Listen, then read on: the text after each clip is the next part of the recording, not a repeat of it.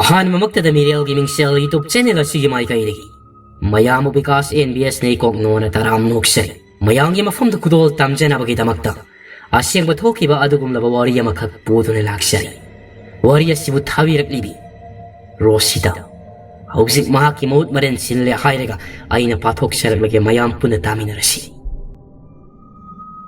ꯋꯥꯔꯤ ꯑꯁꯤ ꯑꯩꯒꯤ ꯄꯨꯟꯁꯤꯗ ꯑꯁꯦꯡꯕ ꯊꯣꯛꯈꯤꯕ ꯋꯥꯔꯤꯅꯤ꯫ ꯑꯩꯅ ꯀ꯭ꯂꯥꯁ 1 ꯀꯥꯕ ꯃꯇꯝꯗ 2011ꯗ ꯅꯣꯡꯃ ꯑꯩꯈꯣꯏ ꯃꯃꯥꯅ ꯑꯩꯈꯣꯏꯒꯤ ꯁꯥꯇꯤꯜ ꯑꯃ ꯂꯩꯕꯤꯔꯛꯏ, ꯁ꯭ꯀꯨꯜ ꯀꯥꯕꯗ ꯇꯨꯞꯅꯕ ꯍꯥꯏꯗꯨꯅ꯫ ꯑꯩꯅ ꯑꯉꯥꯡ ꯑꯣꯏꯔꯤꯕꯅꯤꯅ ꯃꯃꯥꯅ ꯁꯥꯇꯤꯜ ꯂꯩꯕꯤꯔꯛꯄꯗꯣ ꯌꯥꯝꯅ ꯍꯔꯥꯎꯏ꯫ ꯑꯉꯥꯡ ꯑꯣꯏꯕꯒꯤ ꯍꯔꯥꯎꯕꯅ ꯁꯥꯇꯤꯜ ꯂꯩꯔꯛꯑꯦ ꯁꯥꯇꯤꯜ ꯂꯩꯔꯛꯂꯦ ꯍꯥꯏꯗꯨꯅ ꯀꯣꯅꯨꯡꯒꯤ ꯃꯤꯈꯩꯗ ꯆꯠꯇꯅ ꯎꯠꯂꯝꯃꯤ꯫ ꯅꯨꯃꯤꯠꯇꯨꯒꯤ ꯅꯨꯃꯤꯗꯥꯡꯗ ꯑꯩꯈꯣꯏꯒꯤ ꯌꯨꯝꯁꯦ ꯌꯨꯝꯖꯥꯎꯒ ꯆꯥꯛꯁꯪꯒ ꯇꯣꯉꯥꯟ ꯇꯣꯉꯥꯟꯅ ꯂꯩ꯫ ꯆꯥꯛꯁꯪꯅ ꯃꯅꯤꯡꯗ ꯂꯩ꯫ ꯑꯩꯈꯣꯏ ꯏꯆꯤꯜ ꯏꯅꯥꯎꯁꯨ 3ꯅꯤ꯫ ꯏꯆꯦ 4, ꯏꯕꯨꯡ ꯑꯃꯒ ꯑꯩꯅ ꯑꯇꯣꯝꯕꯤꯅꯤ꯫ ꯑꯩꯈꯣꯏꯒꯤ ꯏꯆꯦ ꯑꯩꯒꯤ ꯍꯦꯛ ꯃꯊꯛ ꯑꯁꯤꯒꯏꯕꯥꯅꯤꯁꯦ ꯑꯦꯟꯁꯥꯡ ꯊꯤꯟꯕ ꯑꯩꯈꯣꯏ ꯕꯥꯆꯧ ꯍꯣꯏꯗ ꯆꯠꯂꯤ꯫ ꯑꯩꯈꯣꯏ ꯌꯨꯝ ꯄꯔꯦꯡꯅ 3 ꯂꯩ꯫ ꯁꯨꯃꯥꯡꯁꯨ ꯌꯥꯝꯅ ꯆꯥꯎꯅ ꯄꯔꯦꯡ 3 ꯂꯩ꯫ ꯑꯩꯈꯣꯏꯅ ꯃꯌꯥꯏꯗ ꯂꯩ꯫ ꯑꯦꯟꯁꯥꯡ ꯊꯤꯟꯕ ꯆꯠꯄꯗ ꯕꯥꯆꯧꯒꯤ ꯃꯁꯨ ꯑꯉꯥꯡ ꯑꯄꯤꯛꯄ ꯑꯃ ꯂꯩ꯫ ꯑꯉꯥꯡꯗꯣ ꯆꯤꯆꯦꯅ ꯄꯝꯂꯒ ꯄꯨꯔꯛꯏ꯫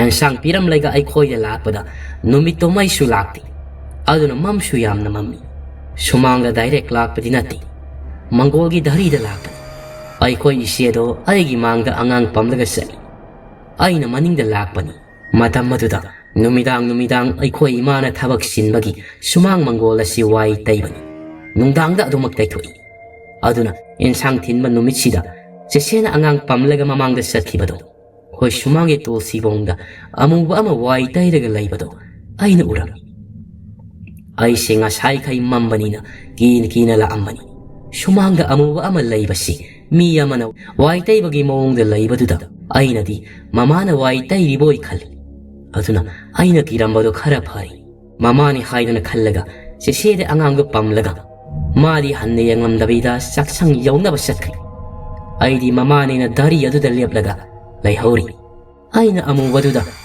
ꯃꯃꯥ ꯍꯥꯏꯗꯨꯅ ꯍꯟꯖꯤꯟ ꯀꯧꯔꯝꯃꯤ꯫ ꯁꯨꯃꯥꯡꯗꯁꯨ ꯑꯇꯣꯞꯄ ꯀꯅꯥꯝꯇꯁꯨ ꯂꯩꯕ ꯅꯠꯇꯦ꯫ ꯑꯗꯨꯕꯨ ꯏꯃꯥꯗꯨ ꯁꯨꯡꯈꯨꯝ ꯈꯨꯝꯃꯛꯃꯟꯗ꯭ꯔꯕꯗꯨꯗ ꯌꯥꯝꯅ ꯁꯥꯎꯅꯤꯡꯂꯝꯃꯤ ꯑꯩꯁꯨ꯫ ꯑꯩꯅ ꯁꯥꯎꯅꯤꯡꯃꯟꯗꯅ "ꯁꯣꯅꯣ ꯆꯨꯕꯤ, ꯑꯩꯅ ꯉꯁꯥꯏꯗꯒꯤ ꯀꯧꯔꯒ ꯁꯨꯡꯈꯨꯝ ꯈꯨꯝꯃꯛꯇꯦꯅꯦ" ꯆꯤꯜ ꯑꯗꯨꯗ ꯍꯥꯏꯗꯣꯛꯈꯤ꯫ ꯃꯅꯥꯛꯇꯗꯤ ꯑꯩꯁꯨ ꯆꯪꯗꯕꯤꯗ ꯁꯥꯎꯔꯒ ꯆꯥꯛꯁꯪ ꯑꯗꯣꯝꯗ ꯆꯠꯂꯤ꯫ ꯆꯥꯛꯁꯪ ꯌꯧꯔꯕ ꯀꯥꯟꯗꯗꯤ ꯑꯩꯈꯣꯏ ꯏꯃꯥ ꯆꯦꯆꯦ ꯂꯣꯏꯅꯃꯛ ꯁꯨꯅ ꯆꯥꯛ ꯆꯥꯒꯗꯕꯒꯤ ꯂꯩꯔꯝꯃꯤ꯫ ꯑꯩꯁꯦ ꯃꯗꯨꯗ ꯁꯨꯃꯥꯡꯗ ꯂꯩꯍꯧꯔꯤꯕꯗꯨꯅ ꯀꯅꯥ ꯁ꯭ꯋꯥꯏ ꯂꯥꯎꯏ꯫ ꯏꯇꯣꯝꯇ ꯈꯜꯂꯤ, ꯍꯧꯖꯤꯛꯀꯤꯗꯣ ꯂꯥꯏ ꯁꯣꯏꯗꯅ ꯑꯣꯏꯔꯝꯒꯅꯤ ꯍꯥꯏꯗꯅ꯫ ꯑꯩꯈꯣꯏ ꯏꯃꯥꯗ ꯍꯥꯏꯔꯕꯁꯨ ꯊꯥꯖꯔꯔꯣꯏ, ꯑꯉꯥꯡ ꯑꯣꯏꯕꯒꯤ ꯄꯉꯥꯡꯗ ꯉꯥꯡꯂꯤꯕꯅꯤ ꯈꯜꯂꯒꯅꯤ ꯍꯥꯏꯗꯨꯅ ꯍꯥꯏꯗꯣꯛꯇ꯭ꯔꯦ꯫ ꯅꯣꯡꯉꯥꯜꯂꯒ ꯑꯩꯈꯣꯏ ꯇꯨꯜꯁꯤꯕꯣꯡꯗꯣ ꯉꯔꯥꯡꯒꯤ ꯋꯥꯏ ꯇꯩꯕ ꯃꯐꯝꯁꯨ ꯌꯦꯡꯉꯤ꯫ ꯋꯥꯏ ꯇꯩꯕꯒꯤ ꯏꯁꯤꯡ ꯀꯩꯀꯥ ꯆꯣꯠꯄꯗꯣ ꯃꯃꯤ ꯇꯥꯕꯗꯣ ꯀꯩꯝꯇ ꯇꯥꯔꯝꯗꯦ꯫ ꯑꯩꯅ ꯑꯃꯨꯕ ꯁꯨꯃꯥꯡꯗ ꯊꯦꯡꯅꯔꯤꯕꯁꯤ ꯑꯩꯈꯣই ꯏꯃꯥꯅꯁꯨ ꯑꯩꯈꯣই ꯁꯨꯃꯥꯡꯗ ꯑꯃꯨꯕ ꯑꯃ ꯍꯦꯛ ꯃꯄꯥꯜ ꯊꯣꯛꯄꯗ 2-3ꯂꯛ ꯁꯨꯔꯤ ꯊꯦꯡꯅꯔꯤꯕꯁꯤ꯫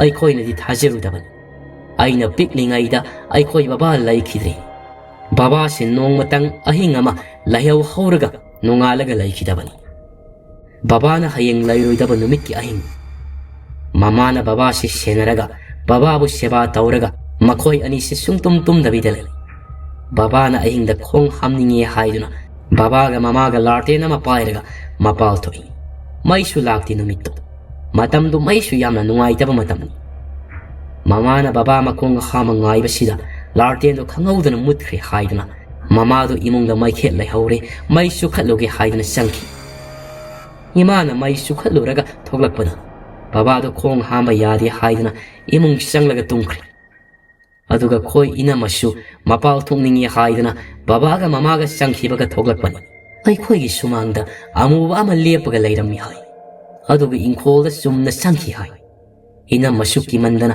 ꯏꯃꯨꯡꯗ ꯊꯨꯅ ꯆꯦꯟꯁꯤꯜꯂꯤ꯫ ꯃꯗꯨꯒꯤ ꯅꯣꯡꯉꯥꯟꯕꯗ ꯑꯩꯈꯣꯏ ꯏꯄꯥ ꯂꯩꯇ꯭ꯔꯤ꯫ ꯑꯍꯜ ꯂꯃꯟꯅ ꯑꯃꯗꯤ ꯏꯅꯝꯃ ꯍꯣꯏꯅ ꯍꯥꯏꯕꯗ ꯃꯩ ꯃꯨꯠꯂꯒ ꯃꯃꯥꯅ ꯏꯃꯨꯡ ꯆꯪꯈꯤꯕꯗꯨꯗ ꯕꯕꯥꯒꯤ ꯊꯋꯥꯏ ꯂꯥꯏ ꯐꯠꯇꯕꯅ ꯃꯇꯝ ꯑꯗꯨꯗ ꯂꯧꯍꯧꯔꯕꯅꯤ ꯍꯥꯏ꯫ ꯊꯋꯥꯏ ꯂꯧꯕ ꯌꯥꯅꯕ ꯃꯤ ꯂꯩꯇꯅꯕ ꯏꯃꯥꯗꯣ ꯇꯥꯟꯊꯣꯛꯂꯒ ꯕꯕꯥꯒꯤ ꯊꯋꯥꯏꯗꯨ ꯂꯧꯔꯤꯕꯅꯤ ꯍꯥꯏ꯫ ꯑꯩꯅ ꯀ꯭ꯂꯥꯁ 10 ꯀꯥꯕ ꯍꯧꯔꯛꯄ ꯃꯇꯝ, ꯑꯌꯨꯛ ꯄꯨꯡ 5ꯗꯒꯤ ꯍꯧꯏ ꯃꯦꯠꯁꯀꯤ ꯀꯣꯆꯤꯡ꯫ ꯃꯗꯨꯕꯨ ꯅꯪꯅꯕꯅꯤ ꯍꯥꯏꯗꯨꯅ ꯄꯨꯡ 4:30ꯗ ꯑꯗꯨꯝ ꯑꯩ ꯆꯠꯂꯝꯃꯤ꯫ Ningtham tha matamnina laisilna pungmam mami. Laisil yamna thai. Khunganga oibaga coaching chapasi itomta mi haugatnadringai matamda sat. Ayuk nganna coaching chapa matamda aikhoi lampak leiribaduga manganaknari. Lamhang oina lei. Mafamdo yumsu ita tada. Coaching chapasi khongna sali. Aina lakpada mi kanamta su lakti.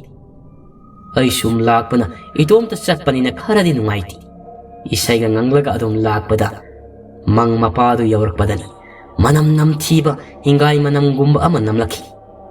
Aina sum lampak henduklaga lakpada mang mapa sapchana kari lono khangdaba ama uwa haidana kanna laurei. Aishu khangpre khangi mang adomda yengi kanano haidana. Aina su khali aingonda kinaba mahakna lakna raklibanine khali. Aina sauning manana aishu mang manaktuda changsil lakna ribasi kanano yengi haidana. Changsilaga yenglubadadi kanasu layramdi. Mai laythoklaga chatlagedana lakpada green khingba sarik makolgumba asongbadagi tarai. Kana layriba jano haidana changlaga yengbada hau fanek setpi manamda sampobi nipi ama layba uram. Madudagi ai adumak gyan takhidri. Aikhoi imana haibada aisi yumda halai hai. Mamana coaching tawraktrabadi kaidorabagi hangbada kemta khumlamdana tumina kada sangkhre hai. Aikhoi imana aigi nakta sanglaga kaidoragena hangbasida lon khoiraga irujadana isada soglakanu haina pangkapta kaplaga urau tharawi hai. Masidagi kun thangnabadagi amaiba dadana kaururaga maibaduna yengbada haurai sampubi imana saphongbada mayok narure. Aduna numidang ama lai khoiramdrabadi yararoi. Aduna pochei khara thaurang tau laigi sangadaba haiduna.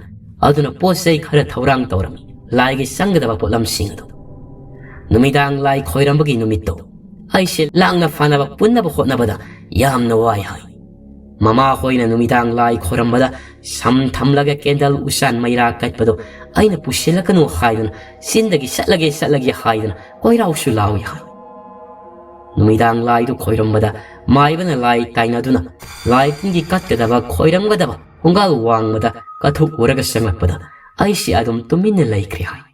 Maibana masu yauragi hayeng angang sina wakhal taraklaba kanda mangda seng kabok tauraga kathuklaga pharagani haidana hairam. Mathangi nongalaga aisi isasi yamna nungairamni. Mina purakogumna saina khol phau. Nungthilda mangda maibaga mamaga aiga chatlaga lai khoiramli. Aduda maibana aise mit uisalu kai uge yengu haidana pangthora o haidi phawbadi pangthora kanu haidana hairam. Aina mit uisanuna kemta udi haidana hai. Uisalaga layu adum haidana maibana hairaki. Aduga ngehak lairaga yochabi amagi mathakta yamna phajaba lai masugi saphu ama urami. Aisi itomta dingai saphu do yamna phajai. Hau fanek amana pikna saphu aduda yel. Mabuk waida amaibado aina sapu uyena haibada maibana nasari taibang mini nasana piji pinana thankibada imana sathokpada thengnarubado nasari taibang mini ngasidagi tinyet piranu lae piranu haidana khorummu haibadagi aina summadu haidana khorumlam lai khoiramba loi maibana hai ai se lai nungsit lai na supa lai harawi lai nupi thiba kangjei kotpa adugumbada satkanu hairam. Maibaduna aigi jantra amasu saraga sibadagi hausik phawbadi kayamda tawrakhidri.